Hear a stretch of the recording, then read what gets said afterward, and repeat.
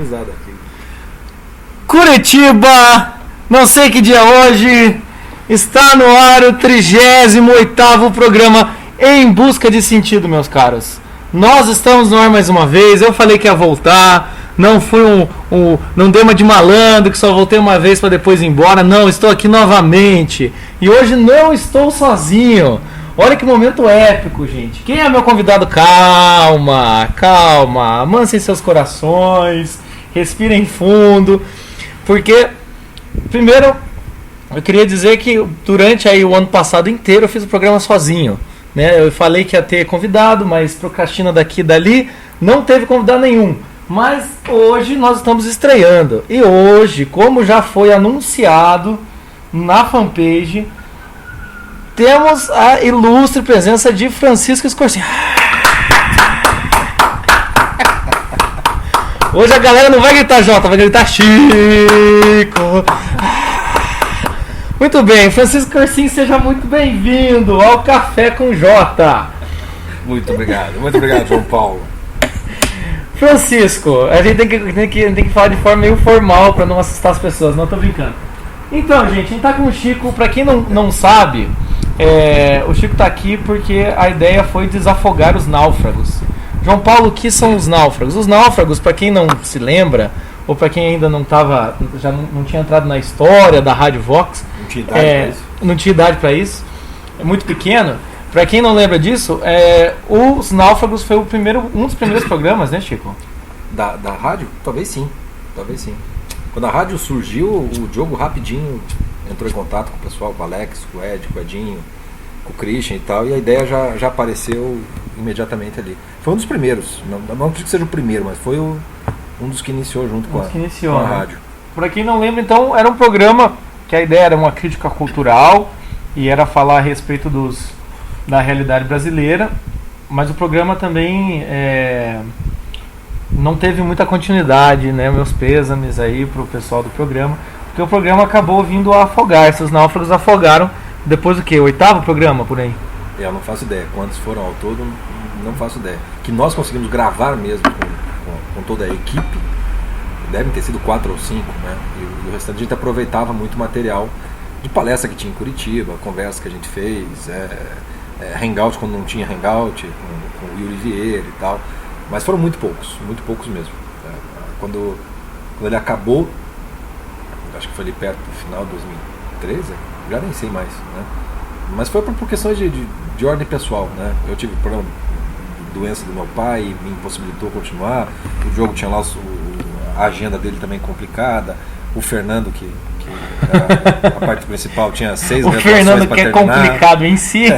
Tinha 6 graduações, 27 mestrados, tentava doutorado. Então, tradução da Odisseia inteira. Sempre foi complicado encaixar. Então a gente conseguia gravar uma vez por mês, se tanto, né? Mas a ideia sempre foi boa, a receptividade foi muito legal do pessoal que escutava. Pena que não conseguimos seguir adiante. Mas como todo náufrago, né? Como eu disse, a gente naufraga, né? Boia, mas não morre, né? Então uma hora a gente chega... Nós afunda, mas não afoga. É mais ou menos isso. E então a minha ideia aqui, conversando com o Chico, foi por que não voltar um pouco com esse bate-papo, fazer a coisa ficar mais dinâmica e também a gente poder dividir os nossos conhecimentos, né? Os nossos vastos conhecimentos, as nossas erudições aqui, né? Dar um pouquinho para vocês do que é essa convivência. Não, mas é para poder trazer e para a gente poder conversar mesmo. Então, a princípio, meus caros, uma vez por mês vocês terão não só minha voz aveludada e fanha, mas também a de Francisco Scorsin aqui conosco, tá? Narrando uma corrida de cavalo. Eu falo devagar. Já peço desculpas desde logo. Então, se você tem problema, pega lá, baixa o programa e vai escutando os de pouquinho, porque o Chico, esse cara fala rápido. Então, nem sei por onde começar. Eu tô aqui também ansioso, assim como vocês, meus caras. Mas a ideia seria... Qual que era o principal, então, objetivo, Chico, dos náufragos, né? Vamos... Olha, quando você apareceu com Em Busca de Sentido, dos alívios que eu senti ali foi que uma lacuna que eu acho que o Náufragos acabava involuntariamente cobrindo o teu programa muito mais do que o que a gente fazia. Porque o que aconteceu? Uma das ideias iniciais do Náufrago, que foi o que capitaneou a coisa, foi a gente fazer um momento meio terapia grupal, né? Todo mundo meio que encaminhar pra gente, e nós mesmos dividimos a nossa experiência da falta de sentido da vida universitária, da maluquice das faculdades e universidades. E isso funcionou muito bem, porque não só as nossas conversas, o Fernando tem histórias hilárias da faculdade.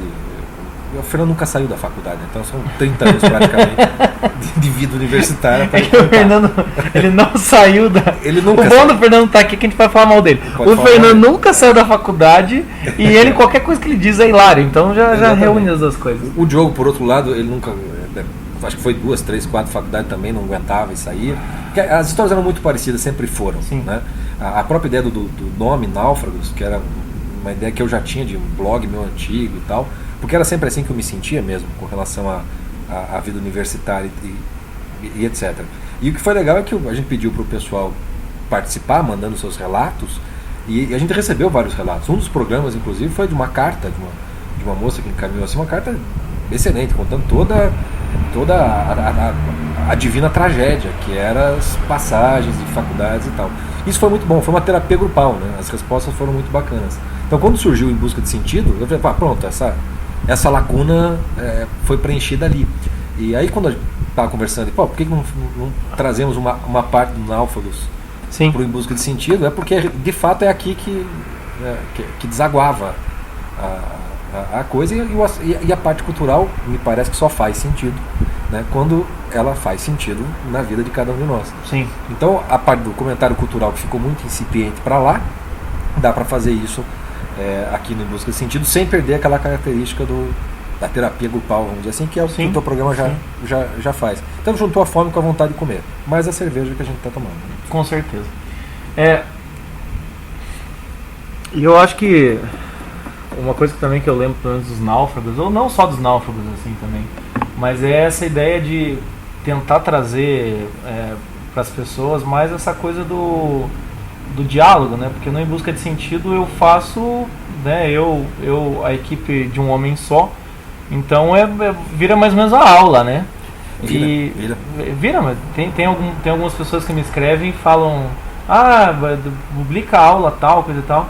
Então eu falo, não é aula, é programa, mas querendo ou não, eu sozinho ali acabo me fechando nas minhas referências e nas minhas sei lá, no meu planejamento do que eu pensei em falar, e a coisa anda, claro, né? Acho que funciona muito bem. Mas então, meus caros, a ideia é essa, né? A gente conversando aqui pra gente poder falar um pouco mais dessa vida intelectual, porque querendo ou não também, eu falo bastante psicologia, e a ideia realmente é falar sobre psicologia, e dificilmente eu falo sobre vida intelectual, sociedade, essas coisas que, querendo ou não, tem que fazer essa ponte com a vida pessoal. Eu me foco muito na vida pessoal, muito ali no guia de sobrevivência e relacionamento, postura pessoal, medo, esse tipo de coisa, e acredito que agora a gente vai ter uma possibilidade de conversar sobre outras coisas e também poder trazer mais gente, né? O Fernandão, até por sinal, se interessou, falou, marca a hora, marca o local. Esse primeiro momento não deu, mas a gente vai chamar o Fernando e vocês vão ver que isso daqui a pouco vai virar realmente um debate, não mesa redonda, mesmo mesa de bar mesmo. O bate-papo mesmo. É que uma das coisas que eu acho que vale a pena falar por que tinha a ver com a coisa da vida universitária, por que tem a ver com Em Busca de Sentido com a psicologia. Primeiro pela circunstância, né? Nós estamos na Rádio Vox, é uma rádio que tem tudo a ver com o trabalho do professor Olavo Carvalho, quer dizer, um público quase majoritário está dentro desse nicho, né? Que é imenso, mas que é um nicho, no final das contas, e que de algum modo chegou aqui por alguma atração ao chamado de uma vida intelectual. Mas por vida intelectual não quero colocar coisa grandiosa, né? Não é um negócio, a vida intelectual, então logo sou São Tomás de Aquino, ou uma coisa assim. Não, é muito menos, né? Sim. A vida intelectual é como qualquer outro chamado para qualquer outra vocação. Por sinal, hoje é o dia de São Tomás de Aquino. Hoje é o dia de São Tomás de Aquino. Belo dia pra gente começar. Belo dia pra, olha, né? Só. Já é um padroeiro aí, né? Embora ele fosse um boi mudo, o programa de rádio não funcionaria muito bem. Né? Mas ok. Mas ok, né? Nos abençoe, interceda por nós, não estamos mais aqui. Então, numa sociedade normal, a vida intelectual ela vai ter um caminho como qualquer outro. Né? Com os meus alunos, né, que eu dou as minhas aulas individuais lá, Educação da Imaginação, eu vejo isso muito nítido. Né? Eu dou aula para alguns médicos, por exemplo. E eu vou conversar com eles porque quase todo mundo que chega para ter aula tem problema de ordem vocacional, está perdido, está batendo cabeça. E esse pessoal médico não tem esse problema. E aí eu falei, caramba, como pode não ter, né? É Brasil, tem que ter. Né? Tem que ter problema. E eles não têm. E aí quase os dois, né, que eu atendi, eles têm lá, desde pequeno, sabiam que queriam ser médico e tal e tal e tal. Isso nunca foi um problema. Né? E aí que eu fui me dando conta de que, foi bom, numa sociedade onde você tem os meios, os canais nos quais a tua vida intelectual, não a vida intelectual, a vocação possa se realizar, você não tem um dilema maior. Questões de vocação e sentido da vida são naturalmente respondidas pela vida mesmo. Então, se você que tem uma vocação de médico, você tem uma faculdade de medicina, você tem especialização, você sabe que tem hospital, que tem consultório, todos os aspectos para você se realizar essa vocação já existem. Basta você segui-los. Para uma vida intelectual não é nada diferente. Né? Para uma vida intelectual, a faculdade em si seria um meio de realização. Você se tornar um professor, um jornalista, um psicólogo, faz parte de uma realização de vida intelectual. Mas assim não parece para nós. Parece que vida intelectual é alguma outra coisa ou misteriosa ou muito entortada. Né? No final das contas. Eu sempre tive, né? Eu contava com minha esposa que eu me sentia chamado para vida intelectual, mas toda imagem de intelectual que eu tinha era de um cara vestido com um hobby roxo, né, o Bordeaux, fumando com uma piteira e tomando conhaque numa biblioteca com uma lareira. Uma imagem falsa, né? Alguém que está mentindo para si mesmo. Quando eu fui cada vez mais sendo chamado para intelectual, era muito difícil eu não me ver assim, como alguém que estava falseando. Então eu tinha que buscar alguma justificativa. Eu falei, não sou intelectual, eu sou professor. Eu sou tal outra coisa. E também assim, né, a imagem do intelectual também às vezes tem aquela coisa de... Ela não é cool, vamos dizer assim, né? Ela não é uma imagem atrativa. Não. Ela é uma imagem do sujeito que chega um momento que o cara fica chato, o cara fica... Né, o sujeito que sempre quando... você parece que o intelectual quando... Acho que referência de filme... É sempre o cara que é passado para trás, é bobo, mas tem uma erudição gigantesca sobre uma coisa que... Sabe, eu acho que eu lembro de algum filme, assim, dessas comédias românticas aí, que a mulher vai sair no bar com um cara desconhecido e o cara começa a falar, assim, a mulher fica olhando pra cara dele pensando, puta, que sono, né? Quem é esse sujeito? Com quem ele está conversando? Então o intelectual, a imagem... É de uma inabilidade social, né? E parece que é aquela pessoa que não teve recursos sociais e para se vingar, de certa forma, da sociedade... Foi o que sobrou, então ele vai ser o inteligente. Né? Hoje, nerd é uma coisa também bastante aclamada pelo pessoal moderno de hoje em dia, mas era como antigamente eu via o nerd na minha sala, o sujeito que só levava tapa na orelha, né? Mas tirava 10 e daí era como se fosse não uma vingança, mas era o papel que ele tinha que usar, assim, ele tirava 10 o que sobrava para ele. E ele não entendia nada de nada que estava acontecendo de forma social. Então, porque é uma característica da nossa sociedade mesmo. Né? Sim. Você tem uma espécie de desprezo pela inteligência. Tem isso. Né? E às vezes você precisa achar os meios de você meio que se desviar dessa coisa. Mas isso tem uma consequência na vida concreta, na vida pessoal do dia a dia, que é extremamente grave. Né? Eu, por exemplo, eu demorei demais para poder dizer que não, eu tenho uma vocação intelectual. Quando eu escutava só essa voz, eu já não é de jeito nenhum. E ao mesmo tempo era só o que eu podia e sabia fazer. Né? Até eu achar uma espécie de naturalidade, de uma aceitação minha, demora bastante tempo. E no Brasil, você entrar numa faculdade e você perceber a mentira existencial que aquilo, na qual você está metido, no final das contas, é professor que finge que ensina para aluno que finge que está lá para aprender, e no final das contas você está buscando um diploma que vai te dar uma posição social e vai te dar um salário melhor no final das contas. Esse falseamento da existência para o brasileiro é a realidade. Isso é a nossa realidade. Então, quando a coisa estoura em problema de ordem psicológica, por exemplo, às vezes você resolve uma coisa ou outra e tudo mais, mas quando você cura o sujeito, você devolve ele para essa loucura que está do lado de fora. Então, quando a gente ia lá ao Náufragos e falava dessa coisa da vida intelectual, isso foi uma marca de todas as respostas. As pessoas eram assim, puxa, como é bom escutar a mesma coisa. Ninguém estava resolvendo nada para ninguém. Mas todo mundo tô começou, sozinho. Eu não tô sozinho. A loucura é essa mesma, né? E aí, o que faz? Pessoal, não sei. O que faz eu não faço a menor ideia, né? O que faz é o seguinte, se vira do jeito que dá pra se virar. É mais ou menos como você... Eu sempre gosto da imagem do filme A Estrada, baseado na obra do Cormac McCarthy. Quer dizer, The Road. Nós estamos vivendo um apocalipse que você não sabe quando começou, como começou, você só sabe que tá tudo morrendo em volta. Mas você é um cara que tá carregando o tal do fogo, a chama, né, como tá no filme, e o cara não consegue explicar mais nada para ele e pro filho. É assim que eu me sinto muitas vezes, me sentia mais, né? E assim como eu vejo a maior parte das pessoas, né? E por isso até um certo desespero por se apegar muito a certas figuras, né? O professor Olavo, ele vira um símbolo de pai, vira um símbolo do Gandalf, do Senhor dos Anéis, ele vira tudo ao mesmo tempo, né? E aí tem uma série de transferências e contra-transferências psicológicas que a gente já tem. Dá para escrever alguns livros só para contar essa história. Mas também eu acho que a imagem do Olavo também, aí quando a gente fala em intelectual, ele vem com essa ele arrebenta, né? Graças a Deus. Ele arrebenta e bota no chão mesmo, né?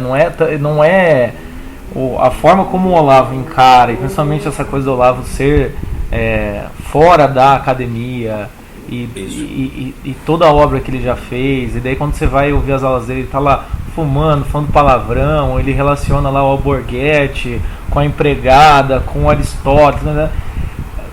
Aí é que entra, querendo ou não, eu acredito que o Olavo é uma imagem muito encantadora mesmo, assim, nesse sentido, assim. Esses dias ele chegou a dizer assim, eu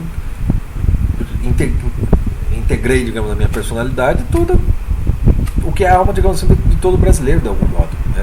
E de fato ele é isso mesmo, né? Se você tentar achar que ele é um charlatão, você está viajando na maionese. Se você achar que você é o Scholler no sentido europeu, né, daquela do professor e tal, também não vai ser, né? Quando eu digo assim, ele tem uma forma barroca, é uma mistura de coisas ali e dá tilt nas pessoas. As pessoas não conseguem enquadrar, porque não é enquadrável mesmo. Ele escapa o tempo todo disso daí. E isso ao mesmo tempo é a virtude e é a causa dos problemas, né, das brigas que está dando. Mas acaba sendo símbolo e modelo único para a maioria das pessoas, no final das contas. Agora, quem é que vai ter a força e a cara de pau, de certo modo, do Olavo para tentar ser, por conta própria, né, dono praticamente de uma universidade, de um homem só? E abarcar todos os assuntos e tudo, e dar conta de tudo isso. Não dá conta, né? Então você tem aí, como chama, tinha aquele filme do Austin Powers, né, os Mini-Mis, né?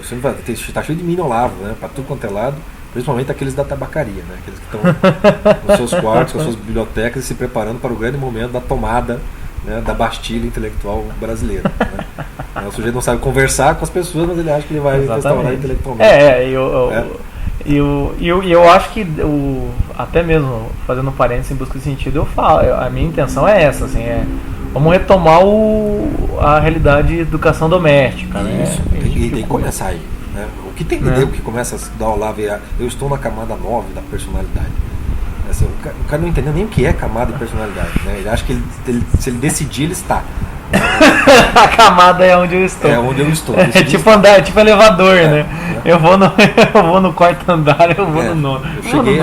Eu cheguei ali porque, enfim, é aqui que eu tenho que estar. Se eu estou fazendo um curso desse, é porque na 9 eu estou.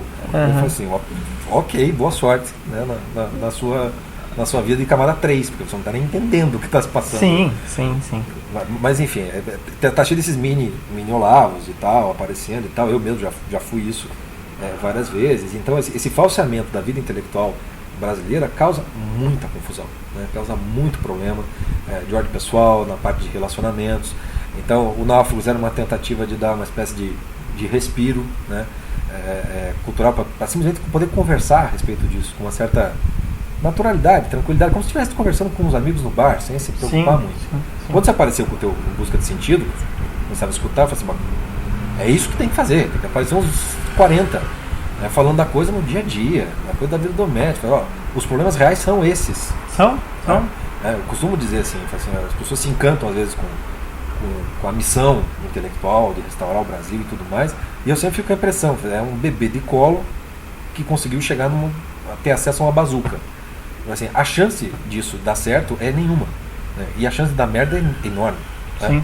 Então a quantidade de vidas arrebentadas por causa disso E o engraçado dessa questão do falseamento, acho que brasileiro, né, da nossa cultura, é a questão de daí, até mesmo entrando em contato com pessoas que destroem aquela imagem do intelectual empolado, O falso intelectual. o falso intelectual, acho que a nossa dificuldade é tão grande que até mesmo nesse momento a gente pode assumir um outro tipo de falso intelectual. Exatamente. Né? A gente assume um outro personagem e né, essa questão de entrar em personagens e não estar com o pé no chão mesmo, né? Porque você tem aí um modelo saudável, né? Como para mim um Roger Scruton, um York Steiner, imensos intelectuais e tudo mais, mas numa circunstância de vida em outro país na qual não serve de modelo. Assim, o modelo brasileiro me lembro lá no Instituto lá no Olavo de Carvalho, quando o Fernando deu o curso de português dele, e ele pediu para a gente assistir o documentário lá sobre a língua portuguesa, e aparece o escritor, fugiu o nome dele bem agora, que morreu até recentemente. Ele tinha uma coluna, acho que no Estadão. Outra, gente, desculpa, esqueci o nome dele, depois eu me lembro. Mas enfim, ele aparece no programa. Escritor, intelectual, não, portanto. Suassuna, não? Não. É o outro, vamos falar Rocklins, não me lembro o nome dele mesmo. Acho que baiano também. E aparece ele no documentário, ele indo de um bar para um outro, porque deu uma briga dos amigos, então era meio que judeus e palestinos. Então uns ficavam num bar e outro no outro, e ele ia de um para o outro. E você via ali que o cara tinha... Quando entrevistavam ele na biblioteca dele, no escritório, ele falando do uso do português e tal, você via que tinha um. Quando você via ele no bar, você tinha outro. Né? Uhum. E era coisa meio Vinícius de Moraes, era coisa brasileira. Quer dizer, é de se lamentar por um lado, e do outro lado, assim, bom, se não partir disso, dessa realidade, você não consegue outra coisa. Então, aquele documentário, por um lado, era algo bastante lamentável, e por outro lado, assim, bom, é miserável, mas a miséria é a realidade. Né? Se você não parte dessa tua miséria, você não consegue levantar absolutamente nada. Né? Então a vida intelectual no Brasil ela é pequenininha. Né? Você não consegue organizar a vida doméstica. Eu vejo todos os problemas lá, a questão da vida adulta, por exemplo. Né? Isso parece ser 300 contra Esparta. O cara conseguir se colocar nessa posição. Né? E não falo aqui como alguém que o adulto julgando. Não, sofre horrores, cara. Sim. Volta que mesmo, você escorrega e cai e tudo mais. Se você não começa a falar a partir dessa realidade, você falseou tudo mais. Acho que essa dificuldade, né, porque daí também a gente entra em contato com a intelectualidade e aquilo também parece daí a pedra de toque para tudo. Então a partir daí você se encanta com o negócio e parece que você tem que negar a tua realidade inteira. Exatamente. Né? Não tem alternativa. Não tem alternativa. Ou eu vou ser o medíocre, devasso, sei lá, qualquer coisa do gênero, como melhor você se enquadrava na sociedade, ou então eu vou ser o cara que vai trabalhar numa repartição e ficar lá, nada contra quem trabalha em repartição, mas ficar lá tipo obedecendo regrinha, ser a burguesia, né? Ou você então vai ter que... Não, então eu vou ter que negar tudo isso, negar toda a minha realidade. Você vai ter que ir à margem da sociedade. À margem da sociedade, largar a esposa. Quantas histórias a gente não conhece? Amigos. Largar a esposa, amigos, largar tudo e se enfiar em casa para daí vivenciar o intelectual, né? E aí você vai à margem, você não tem nenhum tipo de ação social, então. E não raro você coloca à margem, mas você se acha superior. Quer dizer, você pedir para virar o homem do subsolo do Dostoiévski. É pedir para ser Raskolnikov. Né? Você é grandioso e ao mesmo tempo você está à margem. Né? A gente conseguiu. Nós participamos de algumas coisas por aí, a gente sabe, gente com mestrado, engenharia, etc. e tal, trabalhando em emprego, subemprego. Né? Por quê? Estava trabalhando no subemprego. Porque não podia ser outra coisa. Tinha que ser. O único modo de ser de verdade, entre aspas, era ser à margem e meio que uma espécie de briga, né? Com a sociedade e tudo mais. Assim, é tão errado como aquele cara que está mentindo para ele mesmo e é um carreirista, ganancioso, etc. Só que é a coisa do conforto, prazer, etc. São dois polos muito opostos. E parece que não tem um meio termo. Parece que você não pode ser músico e psicólogo e ter um programa na Rádio Vox. Né? Você tem que ter algum problema para ser assim. Não, tem alguma coisa errada. Olha, eu estou sendo diagnosticado aqui por Francisco Corsim. Mas eu vou contar, tem alguma coisa. Tô brincando. Diga lá como não hoje, not today. Fernando faz esse serviço comigo. Fernando. Eu quero ver a análise do Fernando também. Não, mas é verdade, daí você entra nessa ideia de 880, né? E você acaba. Fica aquelas lacunas assim que. Imensas e às vezes gera daí até um certo tipo de rancor. Certo tipo de rancor ou contra a sociedade, daí ou contra si mesmo. Os personagens do Dostoiévski, isso aí. Um ressentimento, uma coisa assim de a sociedade não me aceita, mas né, fazendo aquelas compensações psicológicas assim. Então é muito. O problema, eu acho que realmente é que não tem como você escapar disso. Se você for para a vida normal, não vou pensar. Também a gente já conheceu bastante gente de tipo, cansei disso tudo, isso tudo é uma mentira. Aí vai estar falseando também. Ou então as pessoas que se enfiam nisso, né, essa é a verdade máxima, né? Vou ser um intelectual, esse intelectual seja o outsider, seja o dentro da academia também. Então a dificuldade que eu vejo, que eu acho que os náufragos tinham, a ideia e também um pouco do Em Busca do Sentido é isso, assim, de vamos encontrar o meio termo, né? Encontrar um jeito de que a sua realidade, ou então de um jeito que tudo que você vivenciou, a sua realidade, a sua família, tudo consiga de certa forma se encaixar. Até porque também acontece às vezes a pessoa entrar nessa coisa de estudar, e às vezes as teorias, eu já vi muito isso de psicologia, as teorias são muito perfeitas. Sim. E daí você tenta transpor aquilo para a tua realidade, né? É a mesma dificuldade que às vezes eu tenho, vai ler um livro de santo. É muito difícil. Então, eu não consigo nem imaginar o que seja isso. O que está passando por dentro dele. E daí, então, você se encanta pela coisa, mas tem que fazer esse meio termo. Onde eu estou nessa escala, qual que é a minha realidade atual, qual que é a situação, qual que é a minha esposa, qual que são meus filhos. Porque senão daqui a pouco, em prol de uma vocação, de algo que às vezes não é negativo em si, uma vocação intelectual, você acaba negando todas as outras vocações que às vezes você estava até funcionando. Vou dar um exemplo bem prático, né? A pessoa, negócio de sentido da vida, né? Ela começa a ler de Viktor Frankl, a logoterapia, então ela vai em busca do seu sentido da sua vida. Isso é muito comum, já vi isso várias vezes, eu mesmo já caí nesse erro, né? Você vai procurar um grande sentido para a tua vida, aquele sentido, sentidão mesmo, aquele que te dá aquele, né? Sentido de realização total, né? Que eu vou sacrificar minha vida inteira, né? Aí essa coisa, você pegar a teoria e ver para a tua realidade, ela é assim, se não for simples, isso é uma coisa que eu aprendi, se não for simples, você não chegou lá ainda, sabe? A coisa tem que ser. Então, por exemplo, né, minha vida não faz sentido. Você que está ouvindo o nosso programa e acha que sua vida não faz sentido. Faz sentido você estar ouvindo esse programa agora? Se você responder que sim, então a sua vida faz sentido nesse exato instante. Sim. Então a sua vida está fazendo sentido. Ponto. Não tem mais nem menos. Está fazendo sentido agora, está fazendo sentido. Se acabou o programa, você não sabe mais o que fazer e acabou o sentido, acabou o sentido. Porque o sentido da vida não está dado num negócio gigantão que vai fazer sentido todos os momentos da tua vida, mas cada circunstância pede uma determinada escolha sua, e isso é que vai dar o sentido daquele momento que você está fazendo.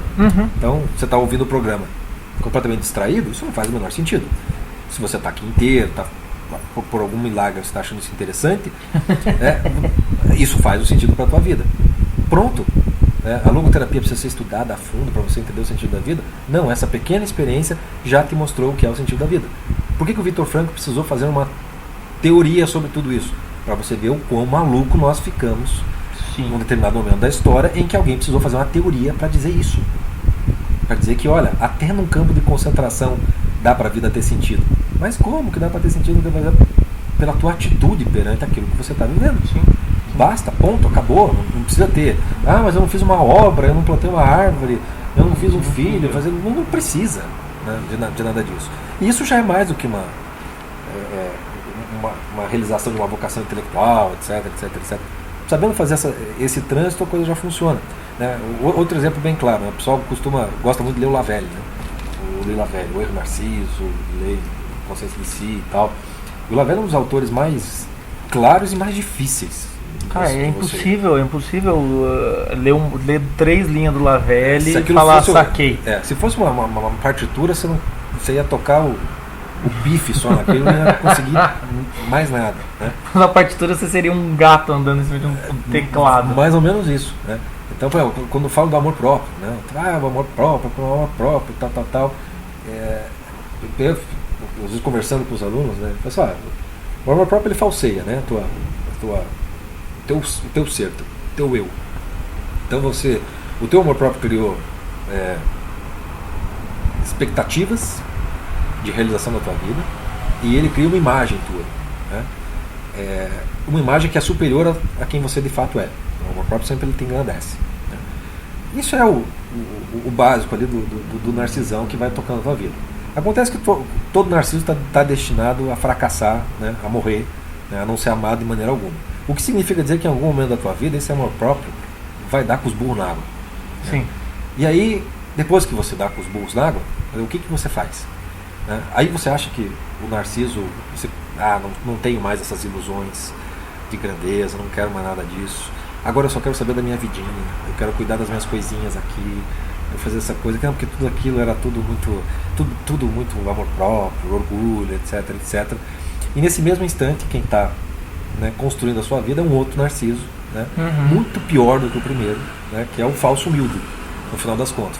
Não deu certo todas as grandes coisas, mas eu ainda estou decidindo que agora eu vou me dedicar a essas coisinhas. Em nenhum momento teve aquela aceitação de que puta merda, perdi, não sei o que fazer, minha vida é uma miséria, eu queria aquele negócio, não sei o que quiser, tem essas coisinhas aqui e tudo mais, mas qual é a pergunta que você faz para a tua vida?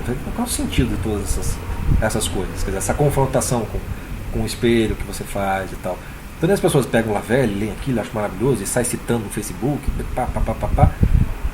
Raramente eu vejo uma pessoa pegando aquilo e conseguindo, só o Narciso tem o primeiro capítulo que é o mito, né? Que eu tô falando do mito. O segundo acho que é sobre a intimidade, alguma coisa assim, do eu consigo mesmo. O terceiro parágrafo você não passa. Você já precisa de um monte de experiência de vida, um monte de confissão para você mesmo, para poder entender do que é que ele está falando naquilo ali. Não é simples, né? Não se lê de qualquer maneira. Ou então livros de literatura, como o próprio Dostoiévski, que a pessoa lê e tal. Tem passagens do Dostoiévski assim que é de você parar e fechar o livro. E fechar o livro. E fechar o livro, né? Nós somos fãs de Simenon. Simenon, às vezes, com 3 frases, sem nenhuma. Ele te deixa completamente calado. Como é que pode? Né? E você enxerga aquilo em você, né? Esses movimentos. Isso é a realização de uma vocação intelectual. Né? Você ter essa leitura. Eu acho que a questão que às vezes toca as pessoas é isso mesmo, né? Você vai lá igual você falou de sentidão, né? Você vai lá no Viktor Frankl e daí o sentido da vida no amor, no sofrimento e a dificuldade é você enxergar que se ele fala sentido da vida no amor, você tem que pensar, quem são as pessoas ao meu redor que eu amo, né? Ou quem são as pessoas ao meu redor que não sei se eu posso dizer isso, deveria amar, mas não tô aqui, tô falseando, né? Então quando o Viktor Frankl fala essas coisas, a nossa tendência, o nosso ego vai lá em cima e a gente já pensa, não, vou ter que morrer por algo.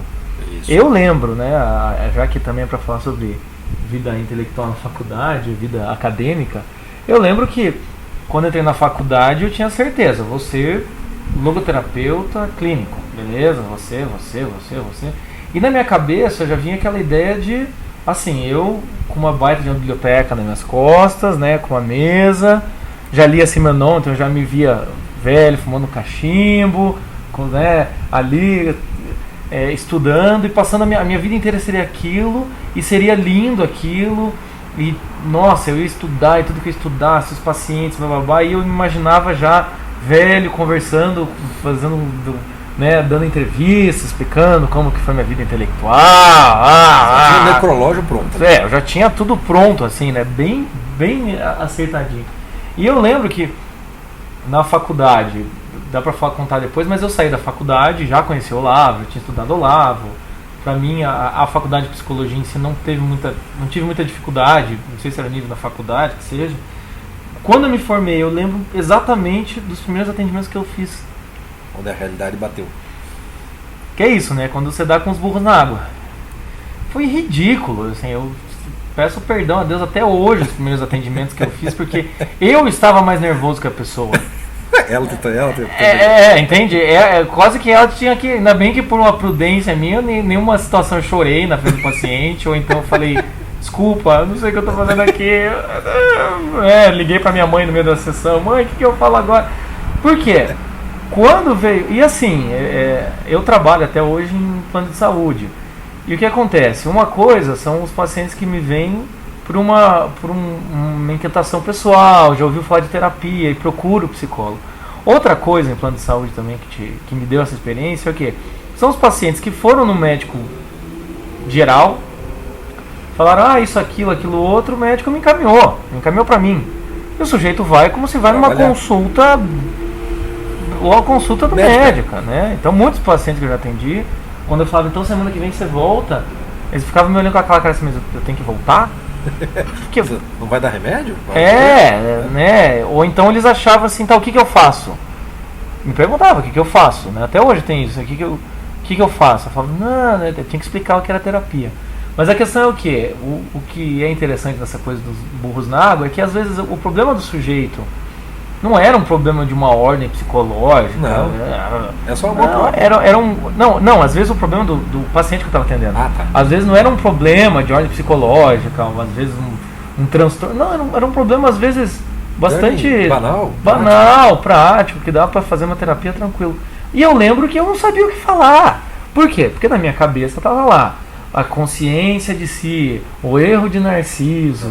Daí tinha lá o sentido da vida, o sentido do sofrimento. Daí tinha a teoria do Paul Diel, alguma coisa de psicanálise comportamental, neurose, transtorno, estava tudo na minha cabeça. E quando eu estava diante de uma pessoa que só precisava conversar sobre algo que não era o problema mais sério do universo, eu não sabia o que fazer. Então, eu lembro muito bem, acho que nos 3 primeiros meses, assim, que eu falei, cara, tá tudo errado. Eu sou um psicólogo de merda. Eu lembro quando eu tive que assumir pra mim. Assim, essa faculdade não me fez psicólogo de maneira alguma. E é até legal falar essa coisa do estudar por fora também, porque também o estudo por fora não me fez um psicólogo. Não é porque eu era um Olavete naquela época. Não é porque eu estudei zonde. Estudei zonde. O que eu vou fazer? Vou dar o teste de zonde pro sujeito ali na hora? E que conclusão que eu vou tirar do resultado? O cara me olhando com uma cara de o que eu faço? Então, assim, a experiência que eu tive foi, não é esse tipo de, será que eu posso dizer, intelectualidade vazia? Né? Não é essa estrutura. Eu precisava de um preenchimento ali. Né? Precisava de ser, não precisava só conhecer. Até porque uma coisa é a outra. Né? Então, você estava informado só de algumas coisas. E ali eu estava fazendo um papel. Eu estava fazendo um papel de psicólogo. E a pessoa que estava na minha frente não estava fazendo papel nenhum, caramba. Ela estava sofrendo de verdade. Sofrendo de verdade. Então, assim, aí quando eu entendi que também eu não ia resolver. Porque eu pensei, eu sou um dolavo, manjo nas paradas das teorias. Né? Tem aí um traquejo pessoal, consigo aí desenvolver ideias, não sou. Eu tinha dado algumas aulas em colégio, eu me sentia um pouco uma pessoa meio clara em me expressar. Falei, o sujeito vai sentar aqui, ele vai. Nossa! Ele vai ficar de joelhos aqui me agradecer o resto da vida. Meu Deus do céu, você mudou minha vida! Nossa, com 4 frases que você disse.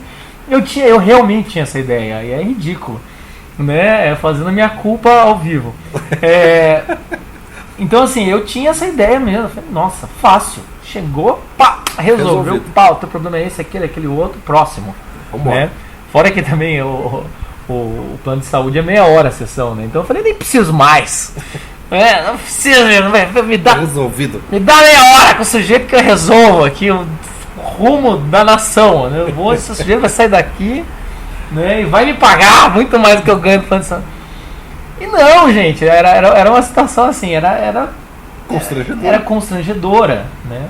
Mas era constrangedora pro sujeito, era constrangedora pra mim, porque o sujeito não sabia o que era um psicólogo. Não fazia ideia do que estava fazendo. E também no começo das minhas, quando eu comecei a atender, eu lembro muito bem dos pacientes que só vinham uma sessão. A pessoa vinha, conversava comigo e nunca mais voltava. E aquilo me machucava demais. Tipo, como assim voltou? O que eu fiz de errado? Comecei a pensar, o que eu fiz de errado? O que eu falei? E daí também começou a caçar as bruxas também, né? Daí também tinha um movimento meio negativo, assim, de, né, fiz alguma coisa errada. Ou seja, estava destruindo a imagem que eu estava construindo. Apesar de já, na vida intelectual ou na minha vida pessoal também, já ter levado outras rasteiras da vida, vamos dizer assim, cuidado com o burro na água algumas vezes, ali era um momento de, também outro momento de tirar mais uma máscara e derrubar mais uma vez algo que eu construí e achei que, né, seria o melhor psicólogo. A máscara, a pior máscara é aquela com a coisa certa. Você realmente é um psicólogo. Sim. Não, mas tinha que quebrar aquele negócio. Desse jeito não dá pra continuar. Então, graças a Deus por esses tombos, por essas rasteiras. E a questão dos tombos também, que eu acho assim, não tem vida que não dê tombos, né? Sim, graças a Deus. Né? Isso é muito chata também, né? Não, seria muito chata, mas a questão também não é uma coisa assim de, como é que eu posso dizer, que aconteceu comigo, mas não, todo mundo, a questão é reconhecer quando o tombo acontece, eu acho. Reconhecer quando, não, que não dá certo, não vai dar pra passar por esse charco com a carroça que vai dar merda. Então acho que todo mundo chega nisso e todo mundo tem essa possibilidade na vida de falar, não, pera lá. Né, tá errado alguma coisa aqui. A tentação é o que? É igual você disse, né? O cara se eleva lá em cima, dá com o burro na água e fala, não, vou viver minha vida humildinho, não vou. Quando ele tem capacidade para muito mais. Quando ele tem capacidade muito mais. Ou seja, realmente levou a rasteira a reconhecer, né? E isso é difícil, né? Você nem quando for reconhecer ter uma autopiedade de você e criar isso um orgulho, mas também não reconhecer só tipo, esses pacientes não me entendem. Porque eu também entrei nesse movimento. Esses pacientes não estão no meu nível. Eu cheguei a pensar isso. Claro.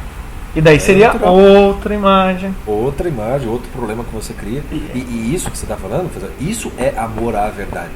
Uhum. Entendeu? Porque é quando você não recua diante disso. Aí você fala, isso é amor à verdade. Amor à verdade é a diferença do filósofo.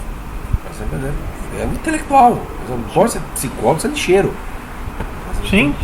É o amor à verdade. Eu aceitei essa miséria que é a minha vida. E não vou fugir dela. Não vou falsear de novo. Né, botando um outro personagem mais bonitinho, mais humildezinho. Tanto faz como tanto fez. Né? A hora que você aceita só a verdade liberta, né? Como diria Jesus. Então, esse é o caminho. Né? E no Brasil isso é muito difícil. Pessoas, vamos dizer assim, uma integridade, né? E por integridade não estou querendo dizer no sentido moral de pessoas superiores, moralmente falando, pode ter integridade no sujeito que é um criminoso. Aliás, um dos personagens do cinema, da literatura, que são malvados, e a gente gosta muito, é por causa da integridade que esses homens têm. A coerência interna. A coerência, o cara sabe que ele é um filho da puta, que ele é um bandido, mas ele é aquilo, de verdade. Né? Ele pode não ser aquilo, né? Pode passar por um processo, mas ele é de verdade. Agora tá cheio de bonzinho aí, que é uma palhaçada. Sim. Entendeu?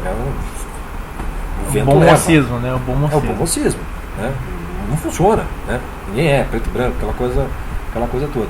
Então esse amor pela verdade, essa coisa de você dizer as coisas tal como elas estão se passando, no Brasil é algo muito difícil de fazer. Porque às vezes você começa a dizer e você vê que o troço é apocalíptico em alguns aspectos. Né? E por outros lados, assim, também não. Sabe? O Brasil também é muito Monty Python. Sabe? Aquela coisa do Vida de Brian. Tá lá o Cristo crucificado e cantando a musiquinha do Always Look to the Bright Side of Life. O Brasil é isso, essas duas coisas, né? Ao mesmo tempo. E por isso que o nome Náufragos fazia muito sentido. Fazia muito sentido. Por conta disso, ver essa coisa da cultura e tal, à luz dessa miséria que é muito libertadora. Porque você não dá para você ter muita expectativa. Você vai conseguir fazer grandes coisas. Né? Que você vai conseguir, por exemplo, restaurar a vida intelectual, a cultura brasileira, que é um dos objetivos do professor lá. Eu falei assim, bom, Deus queira que consiga. Né? Mas eu nunca vou botar um troço desse para mim, porque não sai de casa. Não tem como você assumir isso como uma... Não. E a questão que eu vejo às vezes é essa coisa de... Outra coisa que eu aprendi também, essa coisa de... eu vou então restaurar intelectual... Daí quer restaurar tudo e quer restaurar tudo sozinho. E menos a si mesmo, né? Menos a si mesmo, ou seja... E daí o que acontece? Daí a pessoa também... Né, o que eu gosto muito, eu já falei, às vezes tem alguns amigos meus aí, né? de banda, essas coisas. E o que você acha de tal coisa? Eu falei, essa coisa aí eu não estudei o suficiente. Quando eu tenho dúvida disso, eu pergunto pra fulano, porque eu acho que ele estuda mais do que eu, ele sabe mais do que eu. Agora, se ele perguntar de tal coisa, isso eu sei. Né? Ou seja, é restaurar a intelectualidade de acordo com o que você tem aptidão, e de acordo com o que você deseja, e de acordo com a sua realidade, até onde dá. Isso. Né? De acordo com os seus problemas concretos e reais, de acordo com as suas circunstâncias. Aquela frase do Ortega Gasset, eu sou eu, minhas circunstâncias, eu não salvo as minhas circunstâncias, eu não salvo a mim mesmo. Leve a sério isso. Né? Por 5 segundos. Já foi frase da semana. Foi frase da semana. Quer dizer, você vai se preocupar mais com o quê? Com eu sou eu ou com as minhas circunstâncias? O que você acha que é? Aonde você acha que você pode agir mesmo? Você pode fazer alguma coisa? E se você ficar muito no eu sou eu, você fica muito no narciso. Você fica encantadíssimo com as coisas que você descobre a teu próprio respeito, mas aquilo nem te muda e não faz diferença para ninguém. Quer dizer, é nas circunstâncias que estão ali se revelando o teu verdadeiro ser. Quer dizer, o modo como você se comporta na tua casa, o modo como você se comporta com teu filho, com a tua esposa, com os teus colegas de trabalho, no trânsito, né? É aí que está a tua vida, né? É nessa circunstância. Se você não salva isso, e por salvar não significa, né, montar no Rocinante sair como Don Quixote, não é isso que se trata, mas é salvar as circunstâncias, primeiro confessando quais são, por mais pequenininhas que sejam no final das contas, né? Na hora que você faz isso, tua vida já ganha um sentido, naturalmente falando. Sim, né? Sim. Porque daí o sentido vira, vou contar pra mim mesmo o que está acontecendo. Exato. Em todos os momentos da minha vida, já é um sentido. E daí você mentir pra mim mesmo mais. E daí você vê que e daí você vê que faz muito sentido. É claro que a teoria do Viktor Frankl é maravilhosa, mas você percebe que é um grande sentidão, vai mudar o universo. Se você contar para você mesmo a sua própria história, né, não vai mudar o universo, mas vai o quê? Pelo menos é o primeiro passo para que, se um dia muda pelo menos a minha vida, né? Muda a minha vida e melhora um pouco as pessoas que estão ao meu redor, né? Ou seja, eu acho que depois que eu levei aquela rasteira, eu percebi que a minha atuação enquanto psicólogo é muito limitada. E não vou o meu conhecimento de formado há 4 anos é muito limitado.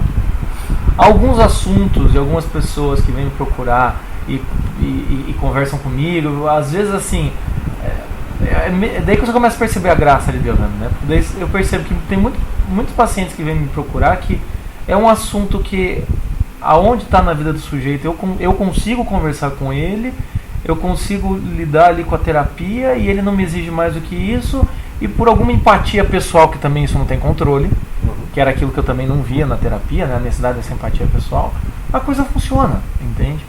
Agora, vamos dizer assim, qual foi o meu papel para a intelectualidade? Não. Eu acho que o meu sentido é, as pessoas que estão ao meu redor, eu estou sendo melhor para elas ou não, dentro das minhas limitações. Claro que eu não vou cair no problema de, então eu vou ser um psicólogozinho de construção. Não, vou estudar o máximo que eu posso, mas também perceber que eu sou limitado, E um dia também, se eu chegar a ser o bendito do psicólogo, foda, blá, blá, blá, vai ter pessoa que vai sentar na minha frente e vai falar, você é um bosta. E você veja, até mesmo falando assim, coisa, eu sou muito limitado, essa limitação, às vezes, ela é justamente a grandeza. Porque, por exemplo, o Viktor Frankl, você é psicólogo, você sabe disso. A aplicabilidade da logoterapia, na maior parte dos problemas psicológicos, é pequeniníssima. Ela entra numa esfera muito pequena naquilo. Mas então o Viktor Frankl era limitado. Entenda isso como você quiser. A teoria do Viktor Frankl, tudo que o Viktor Frankl fala é muito limitado. É limitado. E o sujeito é enorme por conta dessa limitação, né? Que até é uma lei da psique, né? Que a coisa se contrai para poder expandir. Então você tem isso, quer dizer, essa limitação, na verdade, é a limitação que te expande, no final das contas. Sim. Porque daí você sabe aquela coisa, não vai o sapateiro além dos sapatos, das chinelas. Exatamente. Na hora que você consegue perceber qual é o tamanho das suas chinelas, aí a tua vida começa a ganhar um sentido, efetivamente falando. Você sabe onde você pode ir. E você sabe mais ainda, você sabe quando você está mentindo para você mesmo e para os outros. Aí a tua vida começa a ganhar. Aí você ganha uma consciência moral. Só tem consciência moral a partir desse momento, efetivamente falando. E aí a tua vida começa a ter uma biografia propriamente dita, onde as tuas escolhas têm consequências e você tem que assumir essas escolhas. E você se reconhece nas consequências. Nas consequências, exatamente. E você vai para trás, foi eu que fiz mesmo, né? Pro bem e pro mal, no final das contas. Né? E isso talvez hoje em dia não dê para pedir muito mais do que isso. Né? Sim. Se o pessoal tem razão aí que é o fim do mundo mesmo, nós somos os últimos da vinha lá, né? Então Deus prometeu que paga o mesmo salário dos que chegaram pro primeiro lá. Então essa é a parte boa. E também onde superabunda o pecado, superabunda mais ainda a graça. Então você pode ser um piada e bosta, como a gente diz aqui em Curitiba, e ao mesmo tempo pode estar sendo abençoado com uma série de percepções que você jamais teria numa circunstância normal. Você ganha um senso de orientação melhor e pode ajudar realmente muita gente. E aí você percebe que essa sinceridade é o caminho de tudo, né? Tanto você vai entrar na faculdade, você vai entrar... E também essa coisa intelectual a gente sempre quer queimar etapa, né? A gente sempre quer, não quer o esforço, né? A gente quer os louros, mas não quer o esforço. E às vezes tem que passar por isso, né? Igual a gente tá falando assim, vai dar com os burros na água, assim, não adianta você pensar e falar, então eu vou me precaver para dar com os burros. Não, filho, você vai dar com os burros na água, né? Se no catolicismo existe a confissão, você pode fazer isso todo dia, até mais de uma vez por dia, e aquilo não te é limitado, é porque tem alguma razão, ou seja, vai dar previsto com os no escrito. Está previsto, né? Igual como já foi uma frase da semana também do Olavo, né?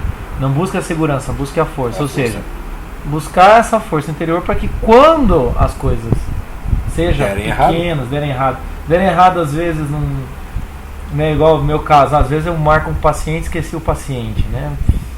É reconhecer, eu sou um cara, às vezes acontece, então vamos lá, né? Ou então quando for realmente uma obra, for alguma coisa muito mais grandiosa nesse, né, em qualquer outro sentido, assim. Então eu acho que é estar preparado para dar com os burros na água, porque é humano, e se não estar preparado para isso, vai dar pior ainda com os burros na água. Já deu com os burros na água aí. Você só vai se informar depois, mas já foi pro saco, no final das contas. No final das contas, como diz Ortega C também, né? O Olavo dizendo muito isso, né? Só acredito nas ideias dos náufragos, né? No final das contas. Que é como que parou de mentir tudo e só tem a tabuinha ali. Né? É a limitação do náufrago, é aquela tabuinha que salva. No final das contas, você consegue achar isso em você achou a vida mesmo, né? O sentido mesmo. E a partir dali você pode até construir uma casa com aquela tabuinha. Você vai chegar numa terra firme, você vai, né? Vai depender das circunstâncias, vai depender do tempo. E eu acho que um filme bom é aquele Always Lost, né? Always Lost? Qual que é o Always Lost? Até o fim. Aquele do sujeito no barco. Sim, ótimo filme. E simbólico de tudo isso. Né? Fica a dica aí, né? Procurar o filme até o fim. O Robert Redford, um filme praticamente mudo, porque a única coisa que você vai ouvir é um grito dele no meio do filme. Ele tá sozinho mesmo, né? O barco afundou. E é a história do náufrago. Né? E a história do náufrago, dá tudo errado, todas as tentativas dele salvar dá errado. E ele vai é desesperador para quem assiste, né? E ele só se salva na hora em que ele desiste, né? Não é no sentido da desistência que a gente está acostumado a ver, mas é depois que ele tentou tudo mesmo. Depois que ele tentou tudo, ele é salvo. Acho que sim. Esse é uma bela imagem. Mas, meus caros, a conversa é mais ou menos por aí. Hoje a gente termina por aqui o Busca de Sentido Especial Náufrago, então você já pode ter uma ideia do que vai vir ainda pela frente. Últimas considerações, Francisco Corsim, por favor. Agradecê-lo, João Paulo Borgonhão, pela oportunidade. Achei que não ia agradecer, já não ia mais convidar, entendeu? Esse é o Francisco, pessoal. Você que deve me agradecer pelo fazer. Quero agradecer ao Diogo e ao Fernando, né? Que na época não, se Deus quiser, vamos participar também, sempre que possível. E vamos tentar fazer o máximo de vezes possível, que é sempre um prazer falar dessas coisas. E acho que isso ajuda mesmo muita gente que está escutando isso tudo aí. Né? Então, e é uma boa desculpa pra gente tomar uma cerveja, né? Tomar uma cerveja para se reunir. As esposas reconhecem isso. Né? Eu posso fumar cachimbo e tal. E se alguém reclama, fala, tá gravado? Tá gravado? Tá gravado ou como não? Eu estava trabalhando e não recebo nada pra isso. Então, por favor. Mas então é isso, né? E vamos seguir em frente aí. E também falando para todo mundo que está escutando, como você pode perceber, a coisa aqui diferente do Em Busca de Sentido, que é mais organizada, e eu sou meio tirano, então eu escolho os temas mesmo, eu mando na porra toda. Aqui você pode mandar sua indicação, filme, livro, sugestão. A nossa ideia também a gente está fazendo aí uma coleção de matérias de internet. Sabe aquela matéria que você lê e fala, puta que eu pariu, sério? Devia estar na parte do bizarro, mas está na parte principal. Até lembrei agora do sujeito que gastou 40 mil pra ficar aparecendo com a Beyoncé, você viu? Beyoncé, Ou quem que vai implantar asas agora. Por falar em tudo que a gente está falando. Isso, exatamente. Então assim, se você tiver qualquer indicação, algum assunto, aqui a ideia é exatamente essa. Como se você estivesse aqui com a gente, sentasse do lado e puxasse papo junto. Exatamente. Certo? Então escreva. Só não nos interrompa. Daí deu o tema.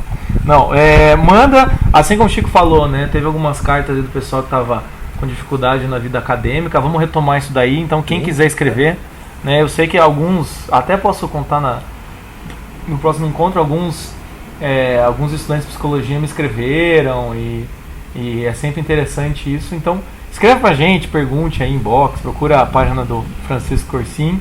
Tem a página do Náufragos também? Tem a página do Náufragos, está funcionando. E você me encontra, né, além do Chico agora, você me encontra ali no facebook.com/em busca de sentido Rádio Vox.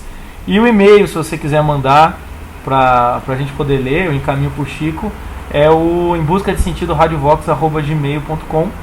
E é isso, gente. Então, adeus, fiquem com Deus e até a próxima. Até a próxima. Um abraço, pessoal.